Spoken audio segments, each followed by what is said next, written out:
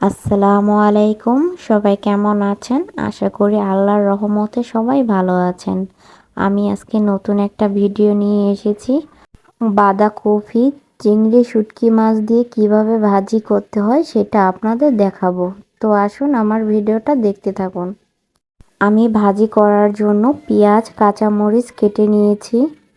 চিংড়ি, শুটকি মাছগুলো গরম পানি দিয়ে ভালো করে ধুয়ে নিয়েছি।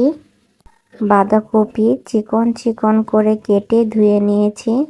এখন চুলার উপর কড়াইটা বসিয়ে দিলাম। বাঁধাকপি সিদ্ধ করার জন্য কড়াইতে দিয়ে দিলাম। এখন পরিমাণ মতো লবণ দিয়ে দেব। এখন সিদ্ধ করার জন্য ঢাকনা দিয়ে ঢেকে দেব। বাঁধাকপি সিদ্ধ করে বাটিতে ঢেলে নিয়েছি। এখন চুলার উপর আবারও কড়াইটা বসিয়ে দিলাম। এখন পরিমাণ মতো তেল দিয়ে